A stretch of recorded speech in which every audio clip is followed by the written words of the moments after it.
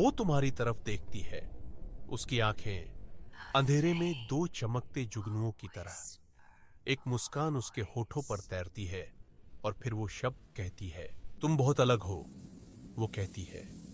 शब्द हवा में लटक जाते हैं, भारी, एक वादे की तरह, एक जहर की तरह।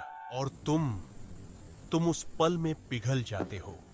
तुम्हारे अंदर एक गर्म लहर दौड़ जाती है।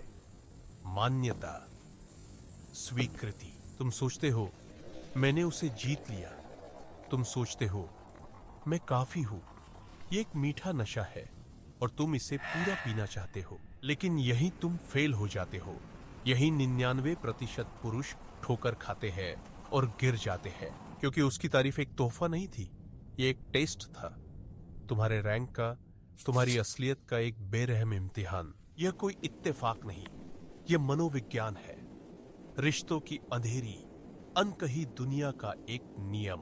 औरतें अवचेतन रूप से हमेशा पुरुषों के रैंक को परखती है। यह एक आदिम वृत्ति है, अस्तित्व का एक नृत्य। रैंक का मतलब पैसा या ताकत नहीं है। इसका मतलब है तुम्हारा आंतरिक ढांचा, तुम्हारा आत्म मूल्य। जब एक निम्न रैंक वाला पुरुष तारीफ सुनता है तो वह इसे एक दुर्लभ खजाने की तरह देखता है। वह तुरंत और ज्यादा मांगने लगता है। वह साबित करने की कोशिश करता है कि वह उस तारीफ के लायक है। सच में? तुम्हें ऐसा क्यों लगता है? वह उसे एक सिंहासन पर बिठा देता है और खुद उसके पैरों में बैठ जाता है। उसने अनजाने में अपनी शक्ति उसे सौंप दी है। टेस्ट फेल हो गया। आकर्षण का स्विच बंद हो जाता है। खेल खत्म। अब देखो एक उच्च रैंक वाले पुरुष को। उसके लिए तारीफ कोई आश्चर्य नहीं है। यह उसके आत्म मूल्य का बाहरी प्रतिबिंब मात्र है। वह पहले से ही जानता है कि वह अलग है।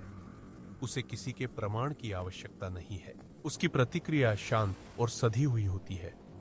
एक हल्की सी मुस्कान, एक सिर हिलाना। धन्यवाद, मुझे यह सुनकर अच्छा लगा। वह उसे सिंहासन पर नहीं बिठाता, वह उसे अपने बराबर मानता है। वह बातचीत को आगे बढ़ाता है, शक्ति के संतुलन को बनाए रखता है। वह टेस्ट पास कर लेता है और अनजाने में वह उसके लिए और भी आकर्षक बन जाता है। सोचो एक पार्टी के बारे में।